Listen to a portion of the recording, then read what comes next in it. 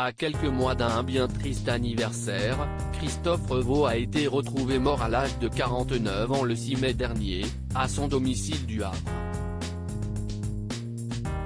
Une disparition aussi soudaine qu'inexpliquée, si bien qu'une enquête a été ouverte afin de découvrir les circonstances de la mort du footballeur, et qu'une autopsie devrait être réalisée. Gardien de but renommé, Cestio Avraseki a fait ses débuts, avant de rejoindre le Paris Saint-Germain, puis le Toulouse FC de 2000 à 2006. Et durant ces 6 années dans la Ville Rose, Christophe Revaux a failli perdre la vie avec sa femme et sa fille lors de l'explosion de l'usine ASF. C'est le 21 septembre 2001 que l'explosion d'un stock de nitrate d'ammonium dans l'usine ASF a provoqué la mort de 31 personnes ainsi que 2500 blessés, et de nombreux dégâts. Un événement traumatisant qui cesse de dérouler il y a bientôt 10 ans, et dont Christophe Revaux avait été témoin.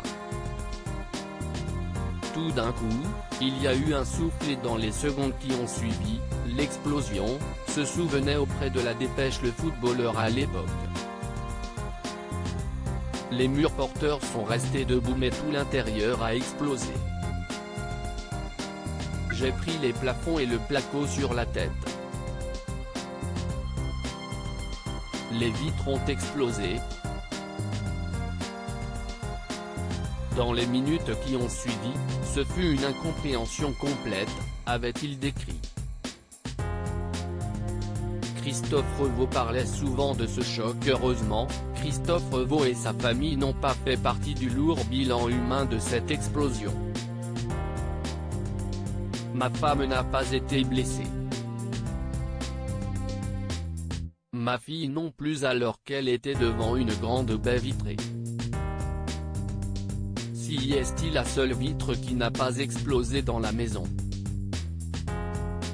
avait-il confié dans les colonnes de la Dépêche. La nuit suivant l'explosion, le gardien de but avait expliqué être resté avec son beau-frère dans la maison pour éviter le pillage. On n'a pas dormi de la nuit. Le lendemain, on a fait comme on pouvait pour mettre des planches aux fenêtres et Stéphane Lièvre, joueur qui était lui aussi au Toulouse FC avec Christophe Revaux, note de la rédaction, nous a hébergés durant 1 mois et demi, avait-il ajouté. Un événement tragique qui est resté toujours gravé dans la mémoire du footballeur, qui ressentait régulièrement le besoin d'en parler.